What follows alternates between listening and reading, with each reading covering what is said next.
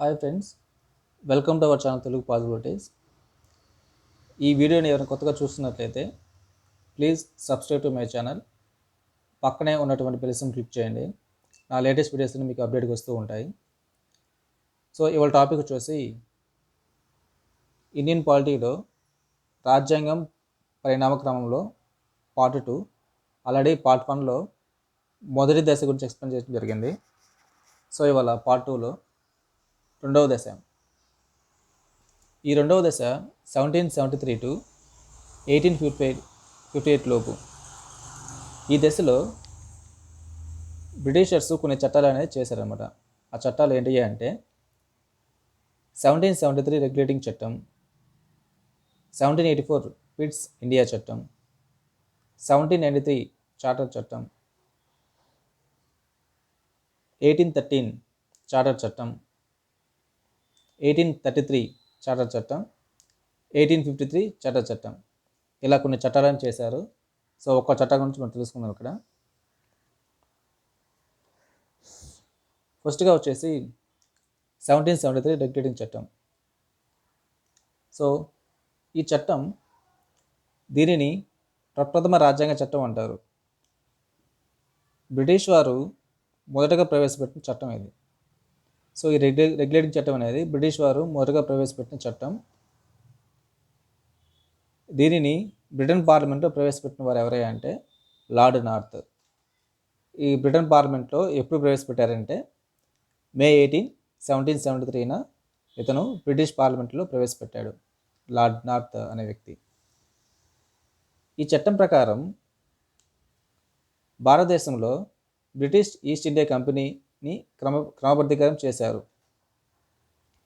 ఈ చట్టం ప్రకారం 20 సంవత్సరాలు బ్రిటిష్ ఈస్ట్ ఇండియా కంపెనీ యొక్క వ్యాపారం చేసుకునే అనుమతిని ఇచ్చింది.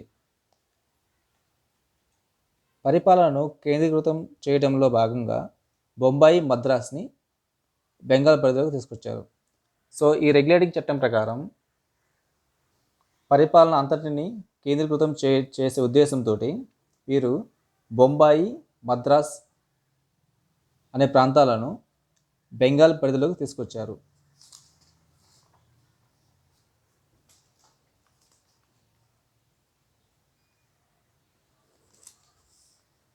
నెక్స్ట్ వచ్చేసి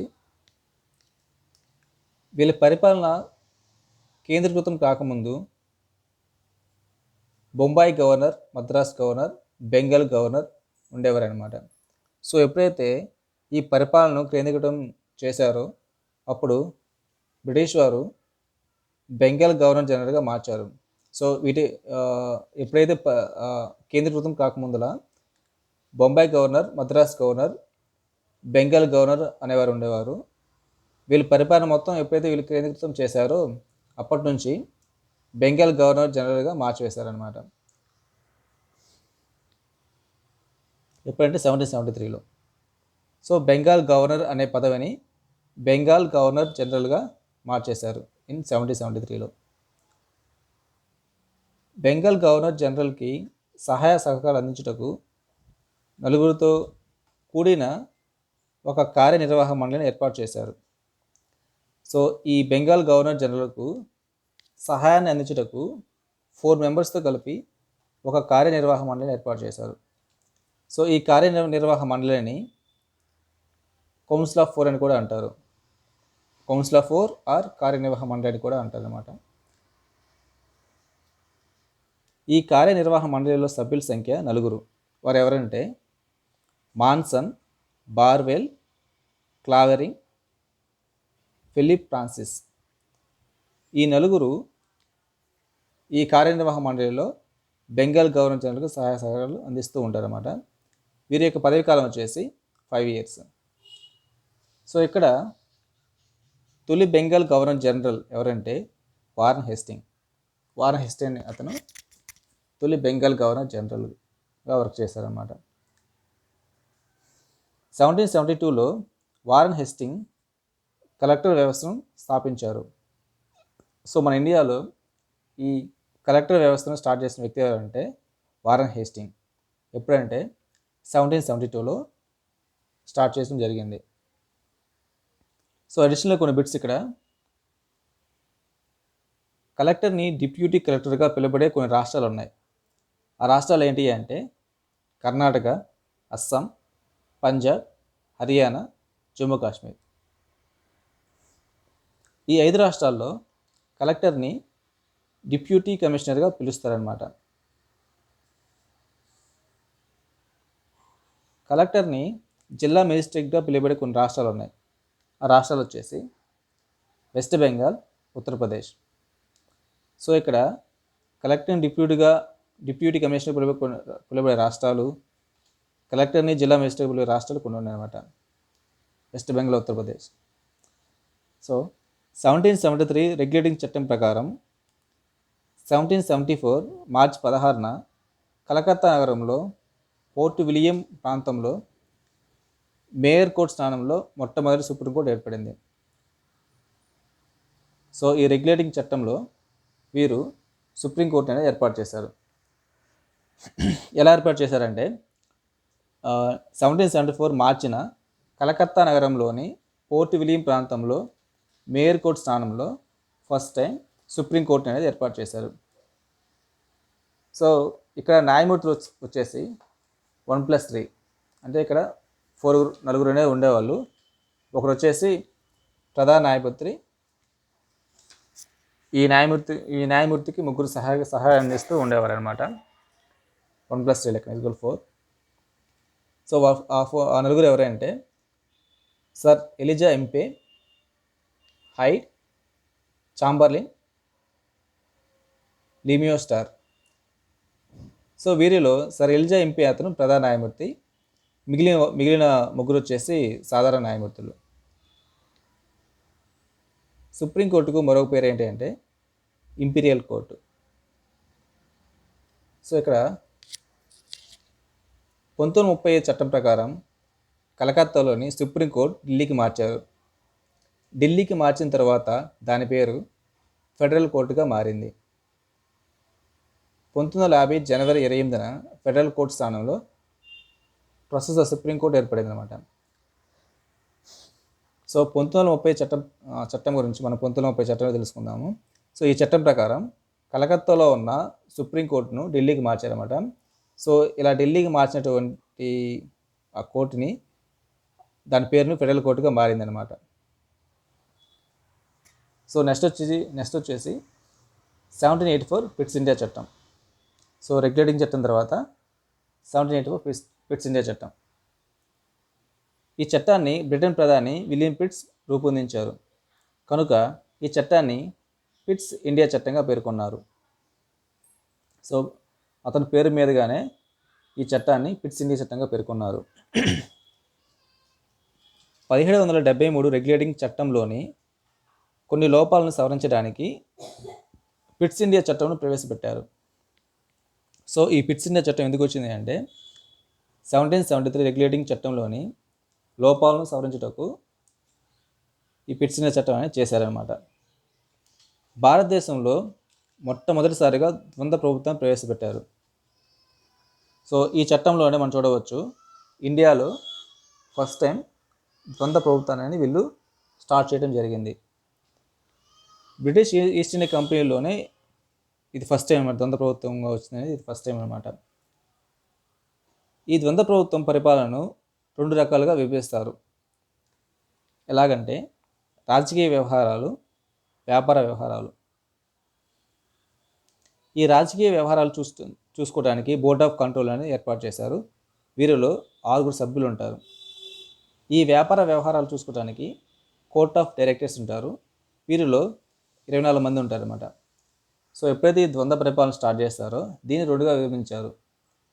ఈ రెండిట్లో రాజకీయ వ్యవహారాలు, వ్యాపార వ్యవహారాలు. ఈ రాజకీయ వ్యవహారాలను బోర్డ్ ఆఫ్ కంట్రోల్ చూస్తారు. వారిలో 6 సభ్యులు ఉంటారు. ఈ వ్యాపార వ్యవహారాలు కోర్ట్ ఆఫ్ డైరెక్టర్స్ ఉంటారు. వీరిలో 24 మంది ఉంటారు. సో ఇక్కడ చిన్న నోట్ ఏంటంటే బెంగాల్ గవర్నర్ జనరల్కు సహాయ సహకారాలు అందించడానికి ఏర్పాటు చేసిన కార్యనిర్వాహక మండలిని 4 నుంచి 3 తగ్గించారు. సో మనం రెగ్యులేటింగ్ చట్టం చూసినట్టయితే అక్కడ బెంగాల్ గవర్నర్కు సహాయ సహకారాలు అందించడానికి సభ్యులు నలుగురు ఉన్నారు. సో ఇక్కడ పిట్స్ ఇండియా 1784 పిట్స్ ఇండియా చట్టం ప్రకారం 4 నుంచి 3 తగ్గించారు. సో ఫ్యూచర్లో ఇది మళ్ళీ ఎక్స్టెండ్ అవుతుంది. సో ఈ పిట్స్ ఇండియా 1784 పిట్స్ ఇండియా చట్టాన్ని కొంతమంది భారతదేశంలో కొల్లగొట్టిన ధనాన్ని పంచుకోవడం కోసం రూపొందించిన చట్టంగా పేర్కొంటారు ఈ పిట్స్ ఇండియా చట్టాన్ని. ఇలా వ్యాఖ్యానం చేసిన వారు ఎవరంటే marks and Engels. Marks and Engels అనే ఇద్దరు ఈ 1784 పిట్స్ ఇండియా చట్టాన్ని భారతదేశంలో కొల్లగొట్టిన ధనాన్ని పంచుకోవడం కోసం రూపొందించిన చట్టంగా పేర్కొన్నారు. సో 1784 చట్టం తర్వాత 1793 చట్టాన్ని ఏర్పాటు చేశారు. ఇక్కడ చార్టర్ అంటే ఏమిటంటే ఏదైనా సంస్థ ఏర్పాటుకు ప్రభుత్వం లేదా రాజాధినేత జారీ చేసే అనుమతి పత్రాన్ని చార్టర్ అంటారు.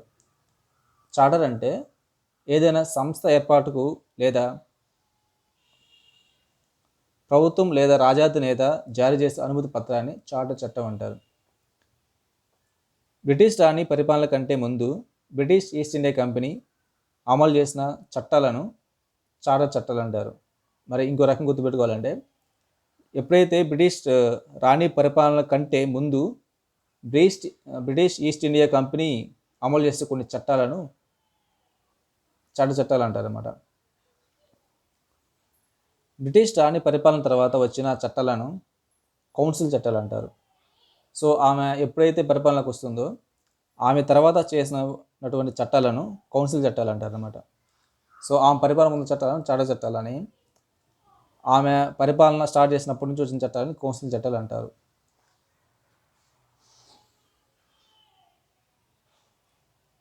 ఈ చట్టం ప్రకారం బ్రిటిష్ ఈస్ట్ ఇండియా కంపెనీకు మరొక 20 సంవత్సరాలు అనేది వ్యాపారం చేసుకునే అనుమతి ఇచ్చారన్నమాట.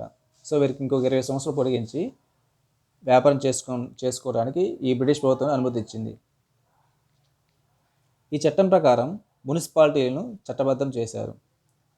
సో దేశంలోని మొట్టమొదటి మున్సిపల్ కార్పొరేషన్ ఏవి అంటే మద్రాసు 1687, బొంబాయి 1726, బెంగాల్ 1726. సో వీరి కాలంలోనే మున్సిపాలిటీని చట్టబద్ధం చేశారు. వాటిలో ముఖ్యంగా మద్రాసు, బొంబాయి, బెంగాల్ అనే మూడు కార్పొరేషన్ ఏర్పాటు చేశారనమాట. ఈ చట్టం ప్రకారం బోర్డ్ ఆఫ్ కంట్రోల్లోని సభ్యులను జీతభత్యాలను భారతదేశ రెవెన్యూ నుంచి చెల్లించాలి.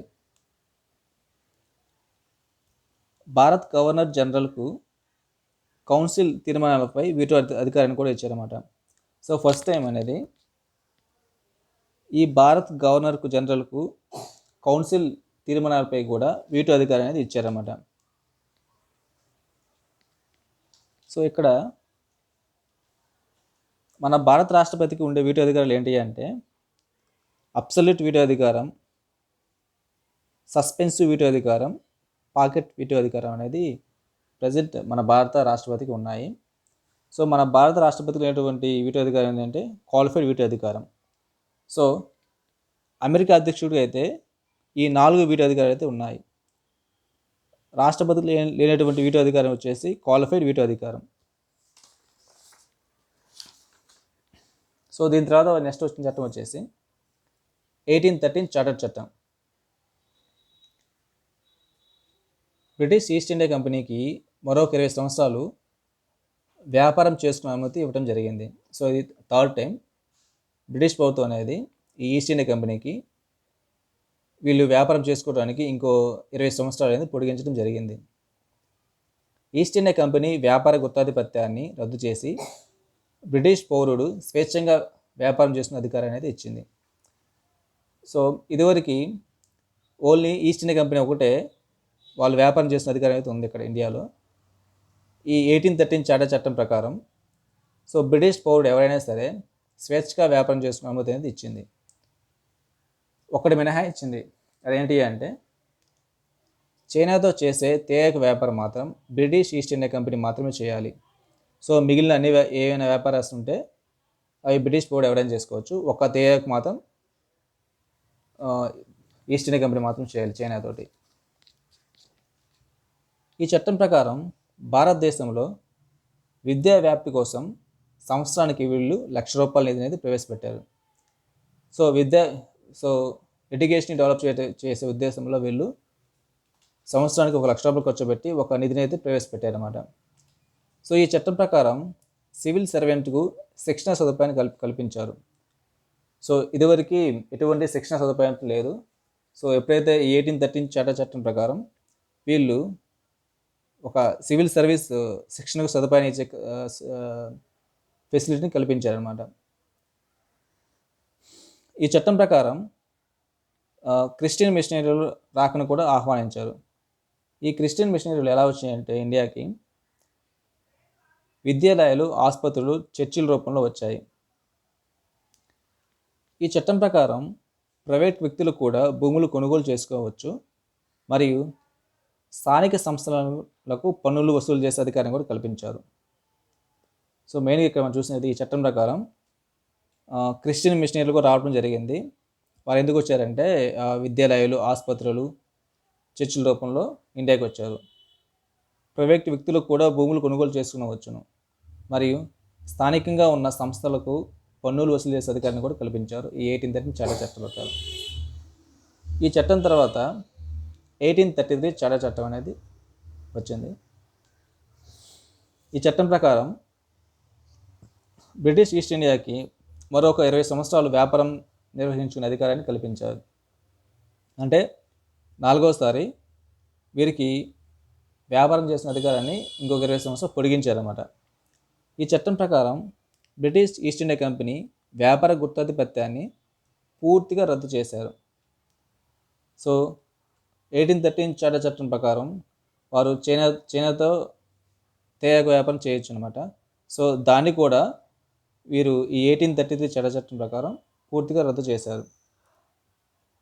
బ్రిటిష్ ఈస్ట్ ఇండియా కంపెనీని కేవలం పరిపాలన సంస్థగా మార్చారనమాట. సో వీరి యొక్క గుత్తాధిపత్యాన్ని రద్దు చేసి ఎవరైనా సరే వ్యాపారం చేసుకోవచ్చు, ఇంక్లూడింగ్ చైనాతో చేసే తేయాకు వ్యాపారం కూడా ఎవరైనా చేసుకోవచ్చు. కాకపోతే ఈ బ్రిటిష్ ఈస్ట్ ఇండియా కంపెనీని ఒక పరిపాలన సంస్థగా మార్చారు అంతే. బెంగాల్ గవర్నర్ జనరల్ను రద్దు చేసి దాని స్థానంలో భారత్ గవర్నర్ జనరల్ అనే పదవిని ప్రవేశపెట్టారు.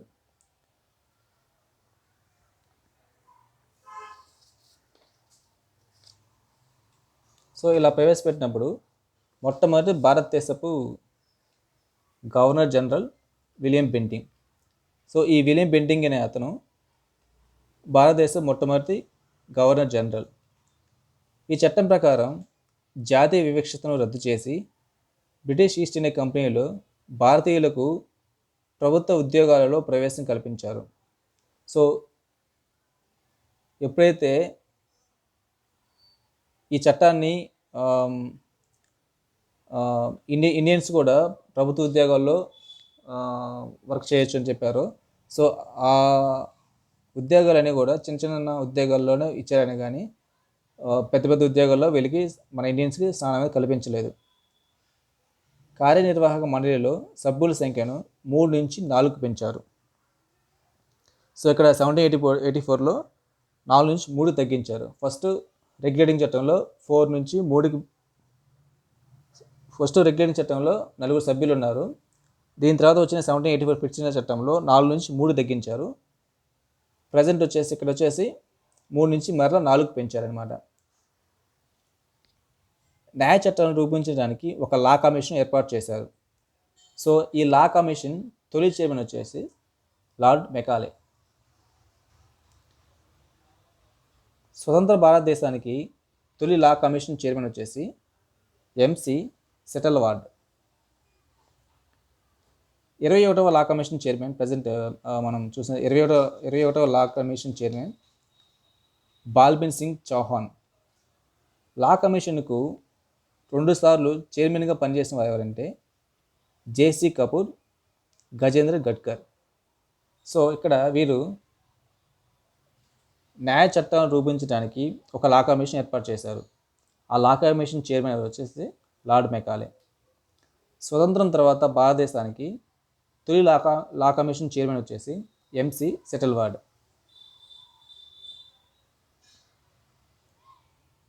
రాజ్యాంగాన్ని ఆమోదించిన తేదీ వచ్చేసి November 26. ఈ తేదీని లాడే న్యాయ దినోత్సవంగా జరుపుకుంటారు. సో 2015 November 26 నుంచి లాడేకి బదులుగా రాజ్యాంగ దినోత్సవంగా జరుపుకుంటారు. ఎందుకంటే అంబేద్కర్ 125వ జయంతి సందర్భంగా ఈ లాడేని రాజ్యాంగ దినోత్సవంగా జరుపుకుంటాడు. ఎప్పటి నుంచి అంటే 2015 నుంచి. ఈ చట్టానికి ముందు యూరోపియన్లు భారతదేశానికి రావడానికి ఆస్తులు సంపాదించుకోవాలన్న కొన్ని నిబంధనలు అయితే ఉన్నాయి. కానీ యూరోపియన్లు భారతదేశానికి వలస రావడానికి లేదా భూములు ఆస్తులు సంపాదించుకోవడానికి ఉన్న నియమాలను తొలగించారన్నమాట. ఈ చట్టం ప్రకారం కేంద్రీకృత పాలన రద్దు చేశారు. దీని తర్వాత వచ్చేసిన చట్టం వచ్చేసి 1853 చార్టర్ చట్టం. ఇది కొంచెం important. So British east India కంపెనీకి 20 సంవత్సరాల వ్యాపారం చేస్తున్న అధికారాన్ని అనుమతిని ఈ చట్టంలో ఇవ్వలేదన్నమాట వీళ్ళు. సో 4 times అనేది వీళ్ళకి 20 years వర్క్ చేసుకోవచ్చు ఎక్స్టెండ్ చేస్తూ వచ్చారు. బట్ 1833 చట్టంలో మాత్రం అనుమతిని ఇవ్వలేదు. ఈ చట్టం ప్రకారం గవర్నర్ జనరల్ యొక్క కౌన్సిల్ అధికారాలను 2 రకాలుగా వర్గీకరించారు.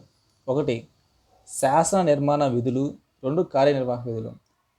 ఈ గవర్నర్ జనరల్కు కౌన్సిల్ అధికారాలను 2 రకాలుగా విభజించారు. అవి ఏంటి అంటే శాసన నిర్మాణ విధులు, కార్యనిర్వాహక విధులు. ఈ శాసన నిర్మాణ విధుల కోసం ఇండియన్ సెంట్రల్ లెజిస్లేటివ్ కౌన్సిల్ను ఏర్పాటు చేశారు. దీనిని మరొక పేరు వచ్చేసి మినీ పార్లమెంట్ అని కూడా అంటారు.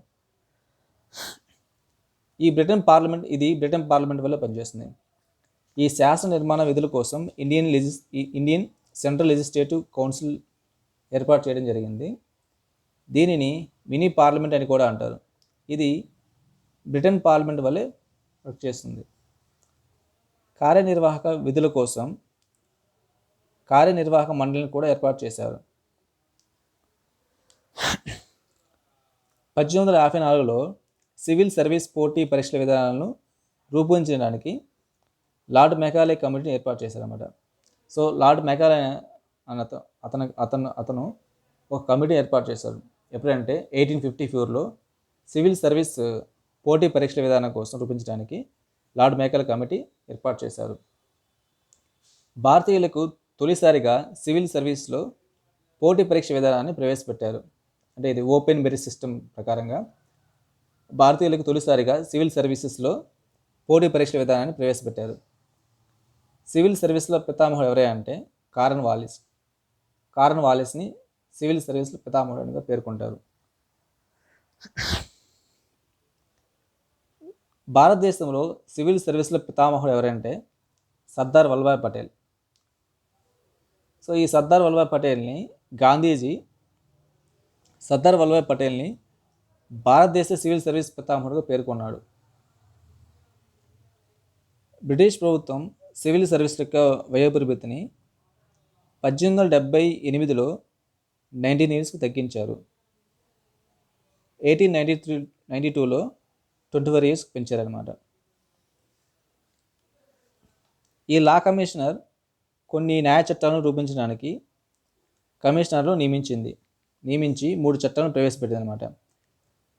అవి ఒకటి సివిల్ ప్రొసీజర్ కోడ్ సిపిసి ఎప్పుడంటే 1859లో, ఇండియన్ పెడినల్ కోడ్ ఐపీసీ 1860లో, క్రిమినల్ ప్రొసీజర్ కోడ్ సిఆర్పిసి 1861లో ప్రవేశపెట్టారన్నమాట.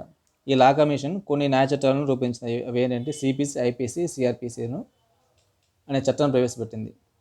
సో ఈ 1833 అనే చట్టం వచ్చేసి అమల్లో ఉన్న అదే చిన్న చట్టం అనమాట, 1833 అనే చట్టం. సో ఇది పార్ట్ 2 రెండవ దశ రాజ్యాంగ పరిమాణ క్రమం అండి. సో నెక్స్ట్ టాపిక్ వచ్చేసి పార్ట్ 3 మూడవ దశ గురించి ఎక్స్ప్లెయిన్ చేయడం జరుగుతుంది. సో ఇంతవరకు మీరు నా ఛానల్ సబ్స్క్రైబ్ చేయనట్లయితే please subscribe to my channel and పక్కనే ఉన్నటువంటి బెల్ సింబల్ క్లిక్ చేయండి. నా లేటెస్ట్ వీడియోస్ అన్ని మీకు అప్డేట్ వస్తూ ఉంటాయి. సో ఈ టాపిక్ గురించి కామెంట్ సెక్షన్లో కామెంట్ చేయండి. Thank you for watching.